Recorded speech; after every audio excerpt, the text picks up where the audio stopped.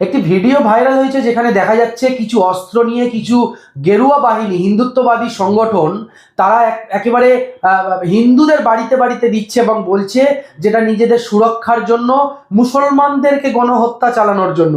এই মুহূর্তে আমাদের সঙ্গে রয়েছেন বিশিষ্ট শিক্ষাবিদ এবং প্রাক্তন আরএসএস নেতা ডক্টর পার্থ ব্যানার্জি স্যার। আমরা সরাসরি তার কাছে চলে যাব। স্যার, প্রকাশ্যে অস্ত্র বিলি করা হচ্ছে, কি বলবেন? শাস্তিযোগ্য অপরাধ, একেবারে পুলিশে খবর দিয়ে তাদেরকে গ্রেফতার করা উচিত। আর কি বলবো, একেবারে সম্পূর্ণ সংবিধান বিরোধী, শাস্তিযোগ্য অপরাধ। এইভাবে কখনো সমাজে এরকমভাবে প্রকাশ্যে ঘৃণা হিংসা ছড়ানো যায় না, এবং যদি সেটা রেকর্ডেড থাকে, ভিডিও থাকে, প্রমাণ থাকে, একেবারে পুলিশের কাছে গিয়ে তাদের বিরুদ্ধে একেবারে মামলা দায়ের করা উচিত ইমিডিয়েটলি।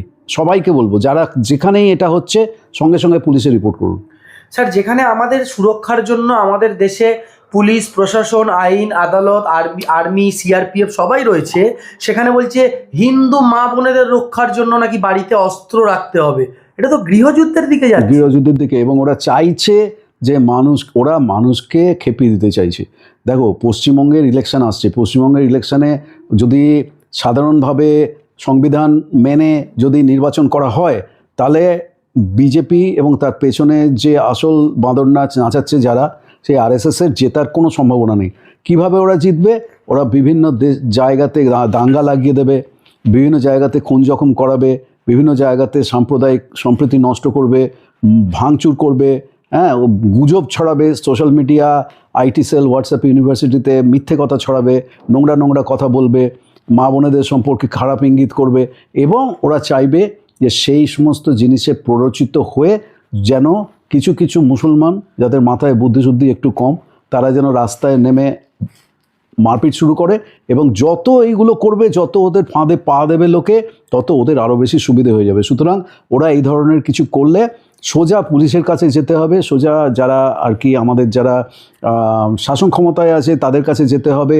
এমএলএ আছে, এমপি আছে, পঞ্চায়েত আছে। সেগুলো তো বিজেপি শাসিত রাজ্যে হচ্ছে। বিজেপি শাসিত রাজ্যে যেগুলো হচ্ছে সেগুলো বন্ধ করার জন্য আমাদের জাতীয় যে সমস্ত পার্টিগুলো আছে তাদের কাছে যেতে হবে। কিন্তু প্রধান সবচাইতে বড় কথা হচ্ছে, যেখানেই কোনো ধরনের মিথ্যা ছড়ানো হবে, গুজব ছড়ানো হবে, ঘৃণা ছড়ানো হবে, হিংসা ছড়ানো হবে, অস্ত্র বিলি করা হবে, প্রকাশ্যে হুমকি দেওয়া হবে, কোনো ধর্মস্থানে আঘাত করা হবে, সেগুলো প্রত্যেকটা হচ্ছে শাস্তিযোগ্য অপরাধ। এবং সেইটা মানুষকে বুঝতে হবে যে এইগুলো করলে মানুষ সরাসরি পুলিশের কাছে যেতে পারে। একেবারেই। কিন্তু স্যার, আমরা দেখি মূলত আমরা জঙ্গি সন্ত্রাসবাদীদেরকে টিভি, মিডিয়া, গুগলে, ইন্টারনেটে যেগুলো দেখি, আমরা তো সামনাসামনি তো আর দেখতে পাই না।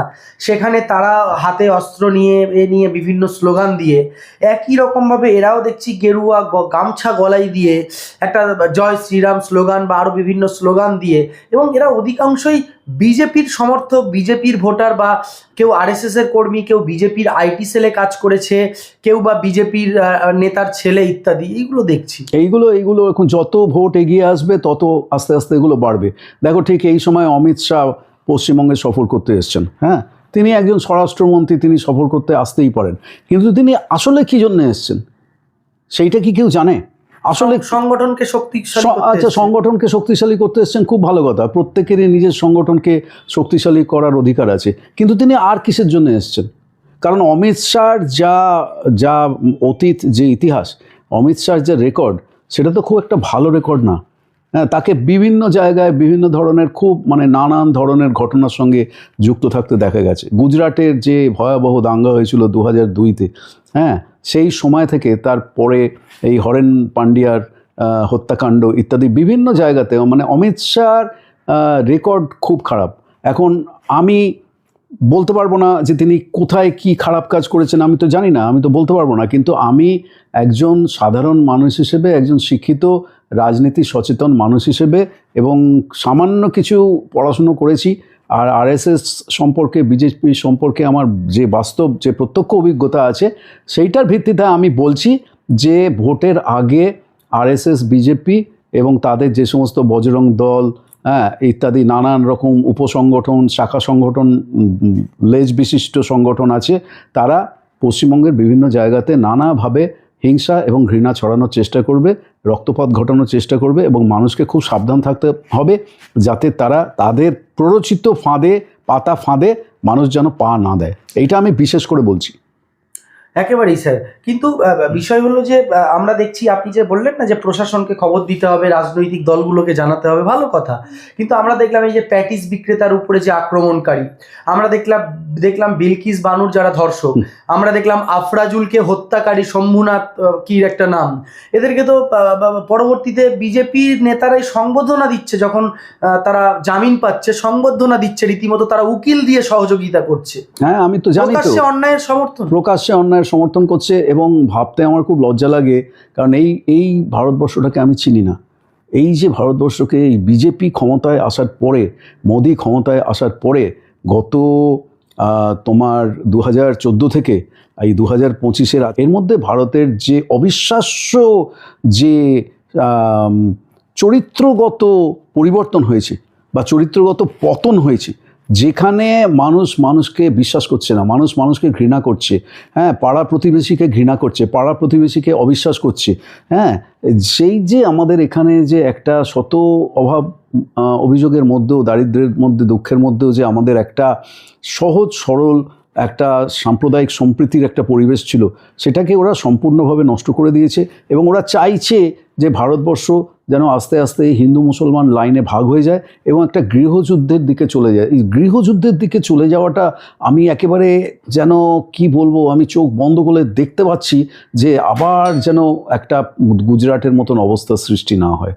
হ্যাঁ, কিন্তু আমরা যেটা দেখছি বাংলাদেশের সংখ্যালঘুদের উপর নির্যাতন অত্যাচার নিয়ে আমরা যতটা চিন্তিত, বা আমরা সারা বিশ্বের মানুষ প্রতিবাদ করছে, ভারতবাসী তো করছেই, আমরাও করছি, তার সঙ্গে সঙ্গে আমরা দেখছি যে আমাদের ভারতে একাধিক পরিযায়ী গরিব শ্রমিক বাঙালি, সেটা ধর্মে মুসলমান বা ধর্মে হিন্দু, সেটা আপনি যদি দেখেন যে রামনারায়ণ বাঘেল, বা আপনি যদি দেখেন যে কিছুদিন আগে আপনার মুর্শিদাবাদের একজন পরিযায়ী গরিব একটি ছেলে উড়িষ্যাতে, এবার প্রত্যেক দিন, এবং আমরা গতকাল একটি খবর পেলাম বিহারে একজন গরিব ব্যবসায়ী, তাকেও মেরে বলা হয়েছে যে তোরা বাংলায় চলে যা, আধার কার্ড দেখালে বলছে এটা ভুয়ো আধার কার্ড। এই যে বাঙালি পরিযায়ী শ্রমিক মুসলমানদের উপর যে অত্যাচার লাগাতার, দেখো কেন এরকমটা? এটা হচ্ছে ফ্যাসিস্টদের কার্যপদ্ধতির বা রণকৌশলের একটা অবিচ্ছেদ্য অংশ।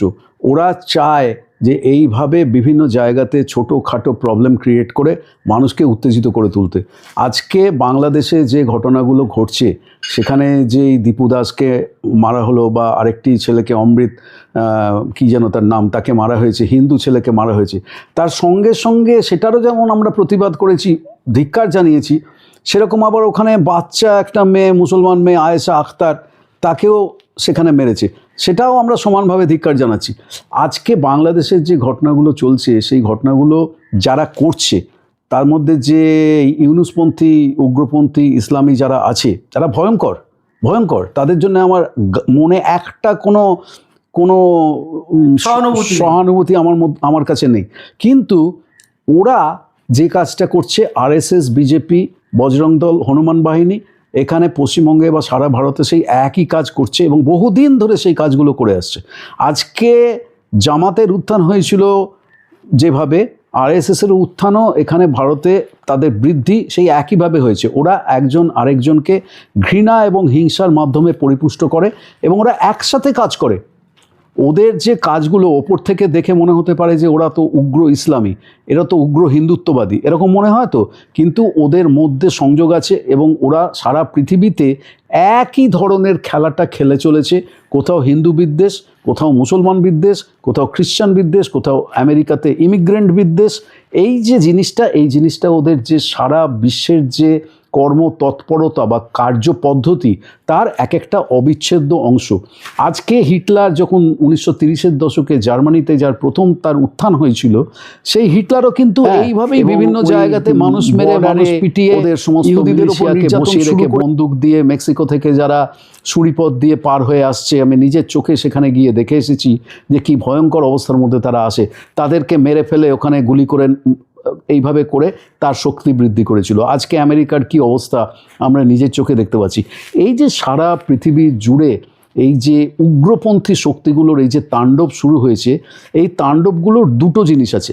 একটা জিনিস হচ্ছে সারা পৃথিবীতে এই যে ফ্যাসিস্ট বা উগ্রপন্থী যে শক্তিগুলো, এরা শক্তি সঞ্চয় করে সংখ্যালঘুদের ওপর নির্যাতন করে, বা দুর্বল এবং প্রান্তিক মানুষের ওপর নির্যাতন করে, মেয়েদের ওপরে নির্যাতন করে, আদিবাসীদের ওপর নির্যাতন করে এরা এইভাবে শক্তি সংগ্রহ করে। ব্রাজিলে বলসোনারো বলে একজন লোক ছিল, সে ঠিক এইভাবে আদিবাসীদের, আমাজন উপত্যকা, আমাজন রেন ফরেস্টের আদিবাসীদের ওপরে অত্যাচার করে সে ক্ষমতায় এসেছিল এবং তাদের সম্পর্কে বিষাক্ত পরিবেশ সৃষ্টি করেছিল।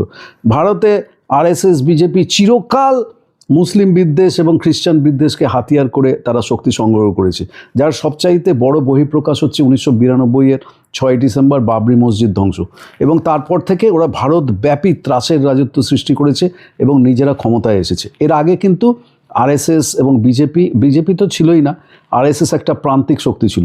এইভাবে ওরা ক্ষমতায় এসছে। হিটলার জার্মানিতে ওই ইহুদি নির্যাতন করে সে ক্ষমতায় এসেছিল, ঠিক আছে। আজকে পৃথিবীর যে কোনো, ট্রাম্প দেখো এই ল্যাটিনো ইমিগ্রেন্টদের ওপর, গরিব ইমিগ্রেন্টদের ওপর, পরিচয়হীন তাদের ওপর অত্যাচার করে সে শক্তি সংগ্রহ করেছে। এদের প্রত্যেকের কার্যপদ্ধতি এক। বাংলাদেশে দেখো হিন্দু নির্যাতন করছে, ওখানে মন্দির ভাঙছে, ওখানে হিন্দু মেয়েদের ওপর অত্যাচার করছে। এইভাবে এই 71-এর যারা বাংলাদেশ মুক্তিযুদ্ধের বিরোধী যে সমস্ত শক্তি ছিল, যারা আমেরিকার সিআইএর সঙ্গে সরাসরি হাত মিলিয়ে কাজ করেছিল, তার সঙ্গে ছিল রাজাকার, আলবদর, এই সমস্ত ভয়ঙ্কর উগ্র ইসলামী শক্তি, তারা আবার এই জিনিসটা শুরু করেছে এবং তারা সামনের ফেব্রুয়ারি নির্বাচনে তারা ক্ষমতায় আসতে চাইছে। এদের এটা হচ্ছে একটা জিনিস। আর দ্বিতীয় হচ্ছে, যেখানে যেখানে তারা ক্ষমতায় এসেছে সেখানে তারা অর্থনৈতিক ক্ষেত্রে এমন চরমভাবে ব্যর্থ হয়েছে, তাদের বুজরুগিগুলো এমনভাবে ধরা পড়ে গেছে। ভারতে মোদি প্রশাসন সার্বিকভাবে ব্যর্থ। তারা 2 কোটি করে চাকরি দেবে বলেছিল, দিতে পারেনি। মোদির প্রথম দিককার বক্তৃতা যদি তুমি শোনো, যে 50 দিন আমাকে সময় দাও, 50 দিনের মধ্যে আমি সব জিনিসপত্রের দাম কমিয়ে দেবো, তেলের দাম কমিয়ে দেবো, গ্যাসের দাম কমিয়ে দেবো, ডলারের এগেনস্টে ভারতের যে রুপি তার দাম আমি বাড়িয়ে দেবো, হ্যাঁ, এমনকি সে কথাও বলেছিল যে $1 1 রুপি হয়ে যাবে, সমান হয়ে যাবে। মানে হাস্যকর সমস্ত কথা। 15 লাখ টাকা প্রত্যেকের ব্যাংক অ্যাকাউন্টে জমা হবে, হ্যাঁ, আমি নোটবন্দি করে দিলাম, নোটবন্দি করে আমি সমস্ত কালো টাকা ফিরিয়ে নিয়ে আসবো, আমি ললিত মোদি, বিজয় মালিয়াকে লন্ডনে পালিয়ে গেছে দেশের লক্ষ কোটি টাকা চুরি করে, তাদেরকে আমি দেশে ফিরিয়ে নিয়ে আসবো। মানে একটার পর একটা জিএসটি, প্রত্যেকটা ক্ষেত্রে তারা ব্যর্থ হয়েছে। প্রত্যেকটা জিনিসের দাম অগ্নিমূল্য হয়ে গেছে, তেল গ্যাসের দাম ধরাছোঁয়ার বাইরে চলে গেছে, চিকিৎসা সংকটে মানুষ জেরবার হয়ে যাচ্ছে, প্রত্যেকের বাড়িতে বড় বড় অসুখ, পলিউশনে একেবারে দেশটা ছেয়ে গেছে, নিঃশ্বাস নেওয়া যাচ্ছে না, গঙ্গার জল দূষিত। মানে তোমাকে আমি কোনটা ছেড়ে কোনটা বলবো, প্রত্যেকটা ক্ষেত্রে তারা ব্যর্থ। এই ব্যর্থতার হাত থেকে মানুষের দৃষ্টি ঘুরিয়ে দেওয়ার জন্যে তারা এই ধর্মীয় দাঙ্গা, বিভাজন এবং মানুষকে উত্তেজিত করে দেওয়ার রাজনীতিটা তারা খেলে।